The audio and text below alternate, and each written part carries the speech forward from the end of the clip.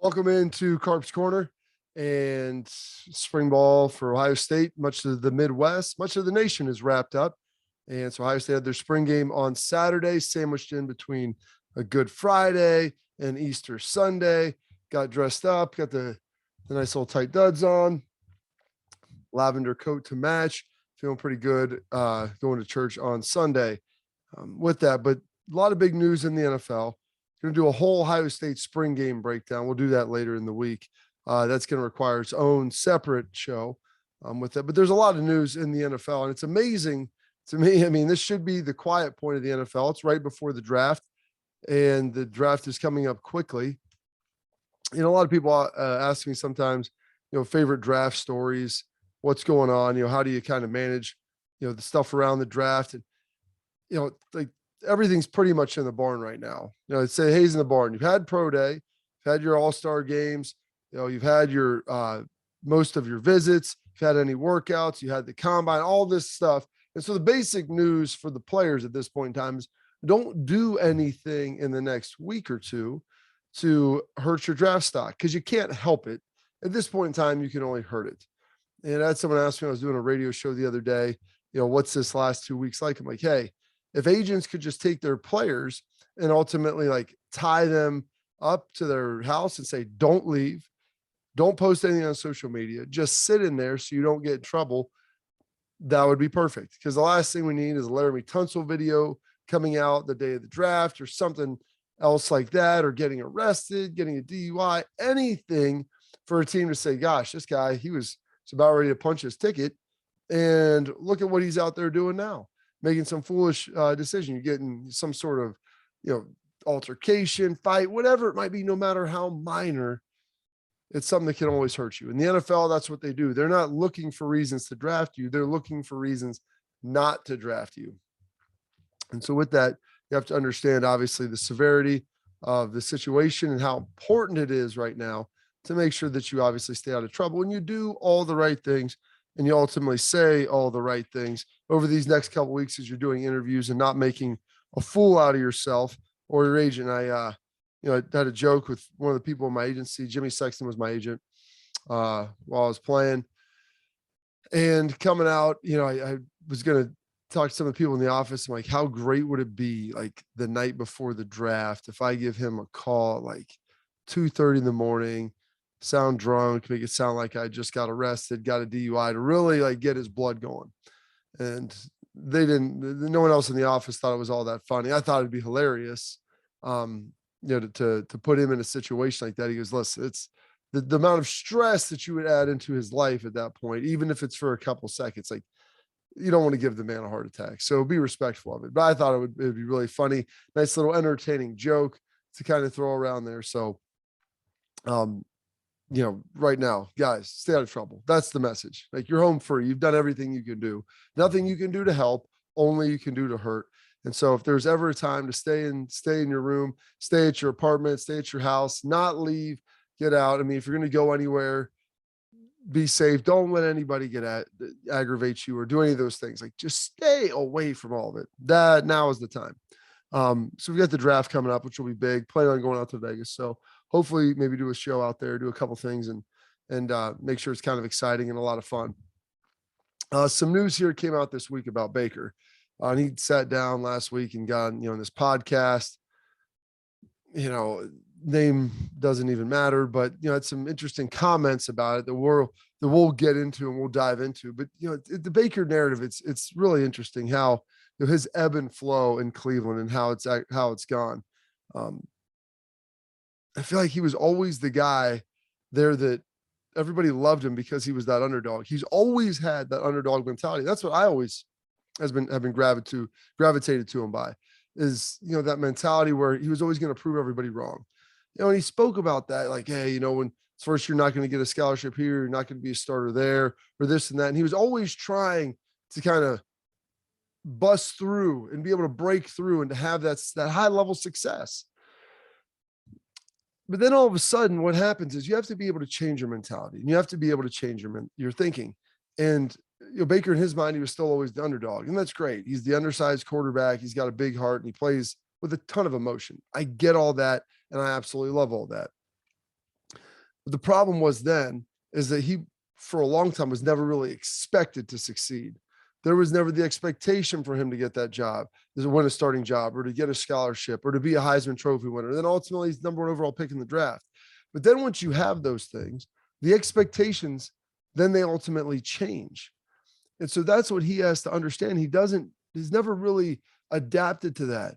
And he always views himself as the upstart, as the underdog, the guy who's fighting to make it. Well, the thing is now people, they're not expecting that. They're expecting you to go win and go produce and perform like a guy who was taken first overall. If you would have been a 6th-round draft pick like Tom Brady, yeah, you can have that underdog feeling. Undrafted free agent like Tony Romo, yes, you can have that. But the problem was your draft positioning gave you a different set of expectations. And so the paradigm at which he lived had fundamentally shifted. And I don't know if he was ever able to kind of fully wrap his hand around that and wrap his head around it. Like, it feels like he should have. He's a smart guy, but it just doesn't seem like I'd ever got that sense of when the expectations shifted and elevated because of this success that he had, he was able to shift his mindset and his thought process with it. That's the problem. And so, because of that, there's a sense of bitterness, a little bit of negativity. There's animosity, snap back at reporters. Unless I get it. I think there's a place for that if people are going to continually be picking at you to sometimes draw a line and obviously say, hey, we're not going to go any further with this. We're not going to dive into it anymore. You keep picking at me. You think that I'm here for this. Hey, I've got some smart remarks back for you. And that's it. And so I respect that. I do respect, but you can't have that all the time. That can't be can't be like your daily drink. All right. Because it's drinking the negativity all the time like that. It'll eat you up inside. And so he had some comments here. It's about 40 seconds, on the disrespect, that Cleveland showed him and what his feelings were on that. So let's take a listen. Yeah, the respect thing is like it's all going to be like a personal opinion. No, I feel disrespected 100% because I was told one thing and they completely did another. That's what I'm in the middle of right now. And you know what? Okay, I got my taste of it because I've had 4 different head coaches in 4 years, a bunch of different coordinators. I've had talk about the highs. They always come back. They always come back. Always come back. But I had great times my rookie year. Like I didn't start in the beginning. I came in and got to have fun the back half of the year. 2019 sucked. 2020 was great. Made the playoffs. 2021 was miserable. It's like I'm just looking for stabilization right now, and like I know what I need to do for me to be the best version of me, and to be able to lead an organization. I'm in a good place right now, right? To where like I have no clue where I'm going. All right, so saying one thing, doing another. So here's the other thing Baker needs to understand: Cleveland Browns are under the obligation to put a winning product on the football field for their fans. People pay good money in exchange for goods, merchandise, and the service of entertainment, watching my team play and hopefully watching my team win. And so with that obligation, they're designed to put the best product on the field and ultimately go out there and try to win as many games as possible and deliver a championship. That's what their fans expect. The fans are loyal. They're fantastic. Cleveland Brown fans are some of the best in the world. And so when they said, hey, we're not going to get anybody, listen, I always say, never believe what the NFL front office is going to tell you. Hopefully you got coaches that'll be honest with you, but you just have to come to expect, that they're going to do what's in their best interest.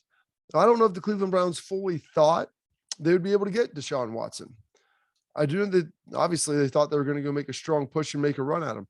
I don't think, and maybe Bakers can't believe this, that they thought they were going to go after someone maybe like a Kirk Cousins, a Marcus Mariota, something that I thought they would ultimately do and try to replace him there.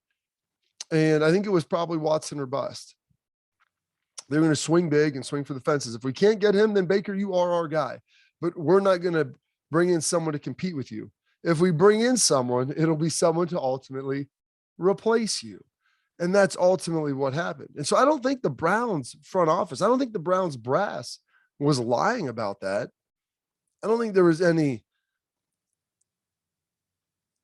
ill-conceived notion of like, hey, we're going to try to do an end around. Hey, we're not going to bring in anybody to compete with you. If we bring in somebody, it's probably going to ultimately be to replace you. And they never told him that last part.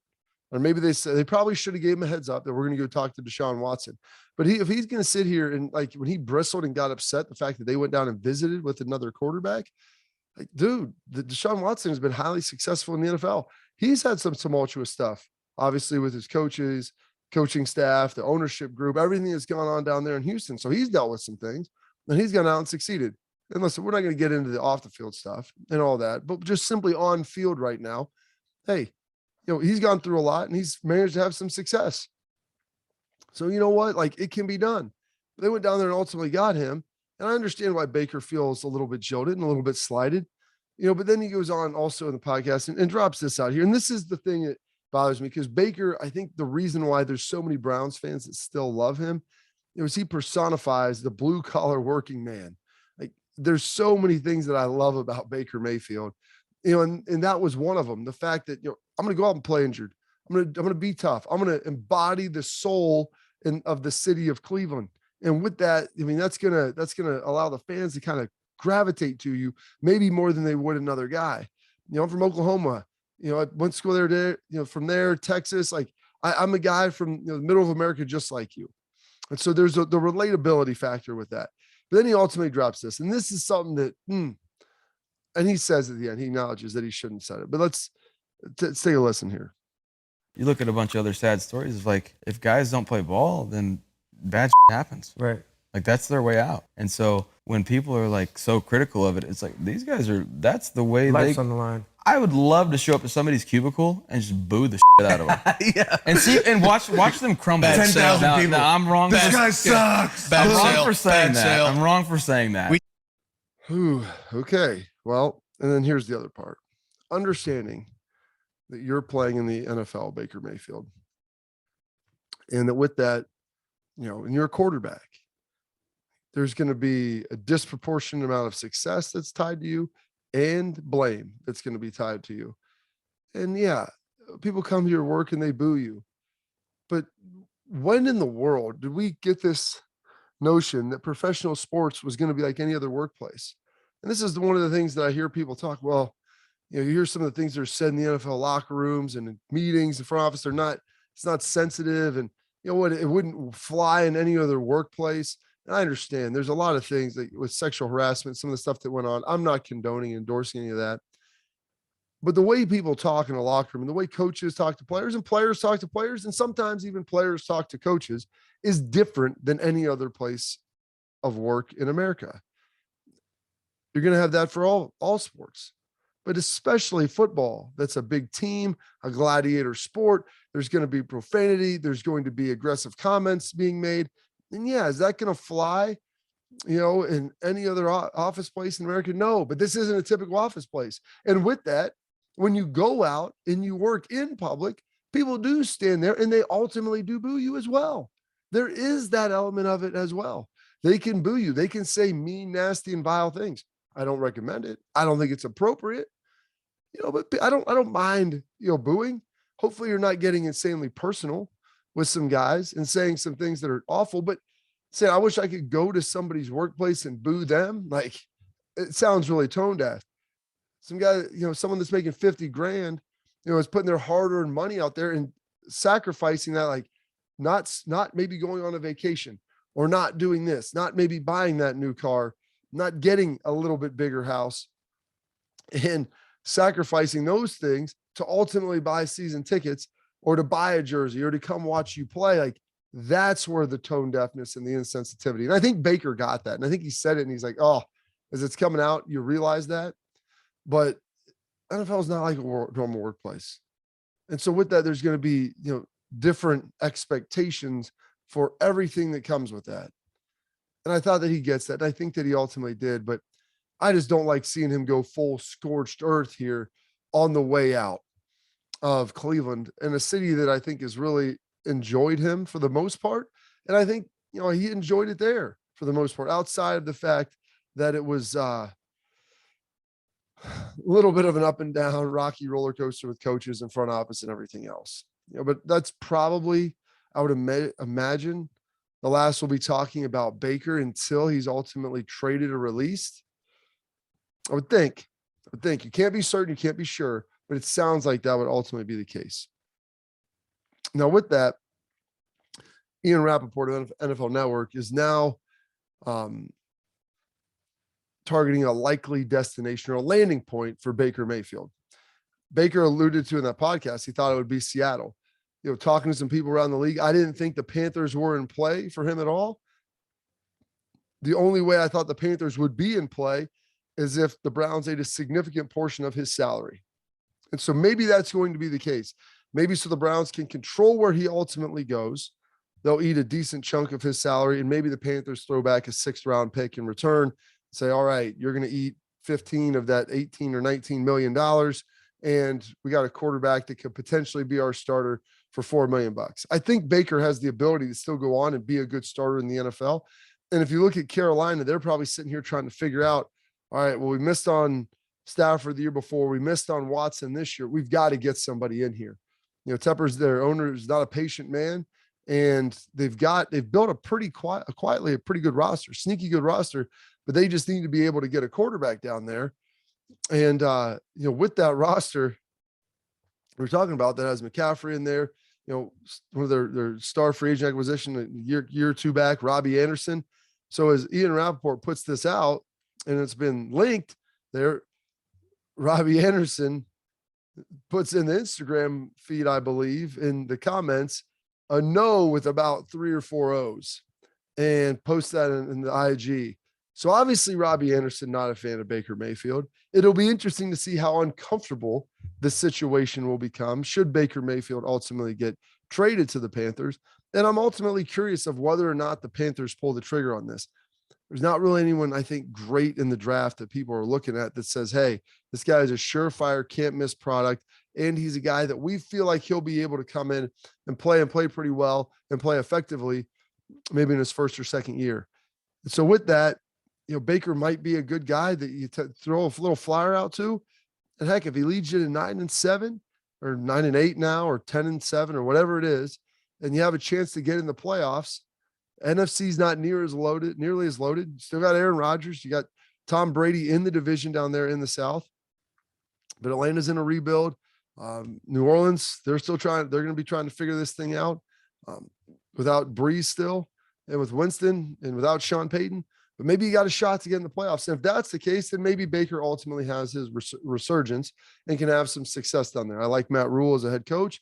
I think he would do a good job putting Baker in a position to have success. He does a great job hiding guys' weaknesses and flaws, if you will, and putting them in a chance for a place for their strengths to really succeed. So I think it could be good, but you got to get your players on board. With Robby Anderson, doesn't sound like he's all that excited and that stoked to be playing with Baker Mayfield. Well, here this is going to be tossed into Baker's court as Baker the leader, and we'll see if he can ultimately convince and win over maybe Robby Anderson should that trade ultimately happen. Other quarterback news and movement in the NFL. This is something that, I can't believe where we're at now in the NFL. I really can't believe where we're at in the NFL, where now quarterbacks, like, they dictate, hey, I'm not going to play unless you give me an extension. Like, is this turned into the NBA? And Kyler Murray now saying, I want an extension with the Cards. I guess his agent, they put something on the table. The Cards have yet to respond. And maybe, if I'm the Cardinals, I'm going to respond with something that I think is good. I'm going to give you a Derek Carr style deal.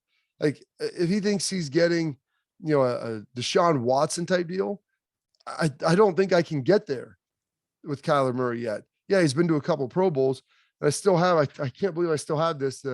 The little memo that they released, Kyler's people did. He absolutely wants to be your long-term QB. He desperately wants to win the Super Bowl. Okay, I get that Kyler Murray wants both of those things, and apparently wants him to be in Arizona because he has Cliff Kingsbury that works there pretty well with him. And they talk about the Pro Bowls that he's been to, and that's a watered down achievement for quarterbacks because so many guys opt out of it. But him coming out and Kyler Murray saying, I'm not going to play without an extension this year. Well, it's not just an extension. It's an extension that I want to sign that I approve. And so if Kyler thinks he's getting $50 million a year and some massively guaranteed deal, I wouldn't do that for an undersized quarterback who's shown flashes of greatness. But let's not mistake ourselves. It's not like for 5 years he's flipped the Cardinals around and has done what Kurt Warner did and took him to a Super Bowl. They were injured down the stretch. I get that.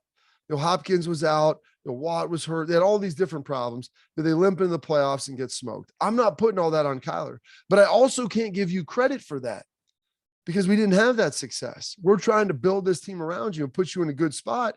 And frankly, I don't know if the Cards have the money to be able to put together the type of offer with what they have because they're probably up against the cap with everything. And so, Kyler, if we start stripping away your weapons, now there's a good chance you'll struggle. And so we've got to this point where all of a sudden it seems like I love quarterbacks and Deshaun Watson getting that mega deal, basically the NBA Supermax. But now we've got Kyler Murray trying to pull an NBA move saying, hey, I'm not going to re-sign with you long-term unless I get the deal that I want. And by the way, if I don't get that extension, I'm not going to play this year. It's absolute insanity that that's where we've gotten to in the NFL. And I would hope to some of these teams, like, you know what? You won't play, that's fine. We'll fine you. We'll sit you out, and I understand that quarterback is far and away the most important position. And maybe there's not another great viable option. Or maybe if I'm the Arizona Cardinals, I'm saying, hey, Cleveland, we don't have much money under the cap. Would you mind eating, 15 of the $18 million? We'll throw you a 6th-round pick and just trade us Baker Mayfield. Kyler played the same offense as he did. Maybe Kyler's more physically gifted, but Baker is pretty darn good too. Maybe we'll throw him in there and we'll start putting the pressure back on Kyler.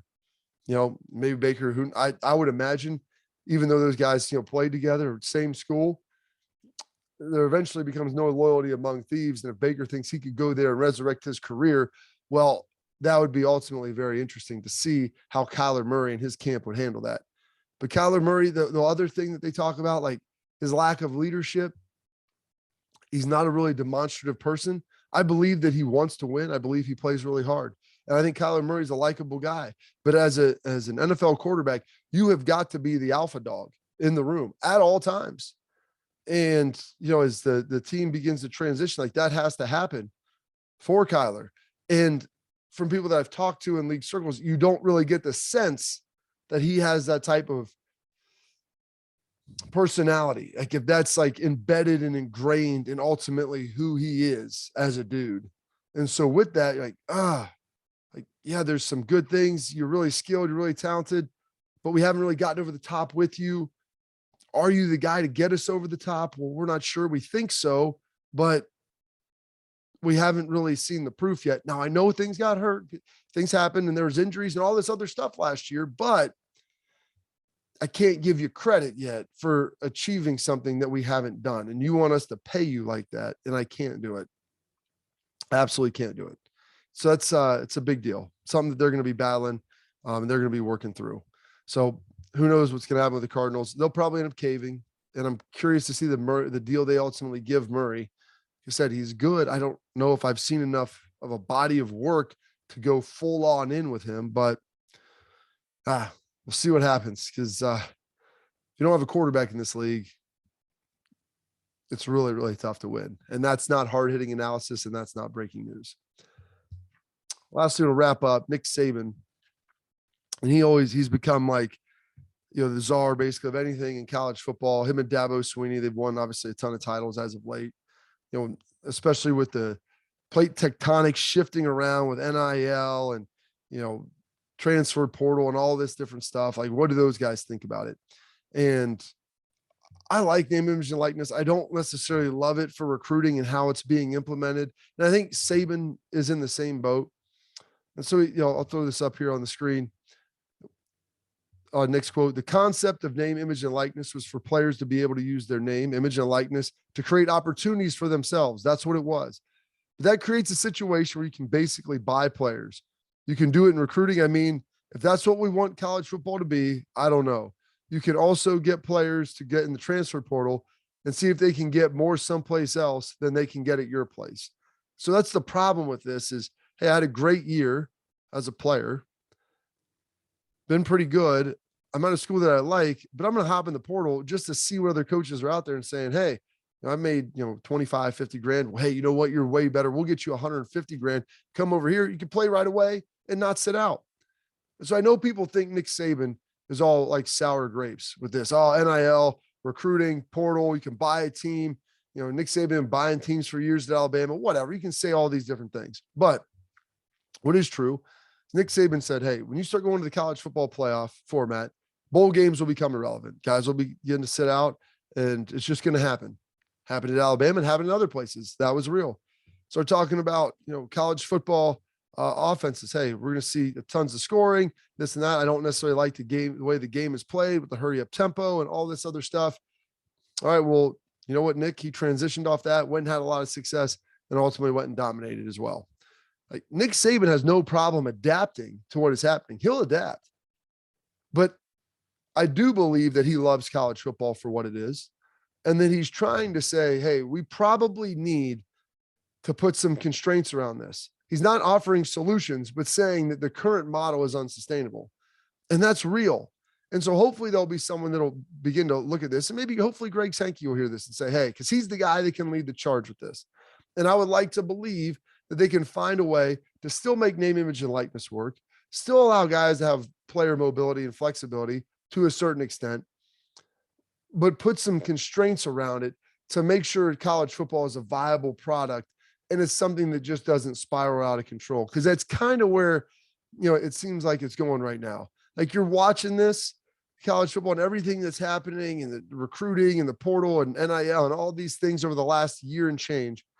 And it feels a little bit like watching, a celebrity who's on a bender where you're like, this isn't going to end well, where ultimately something's going to happen. It's going to lead to their untimely demise.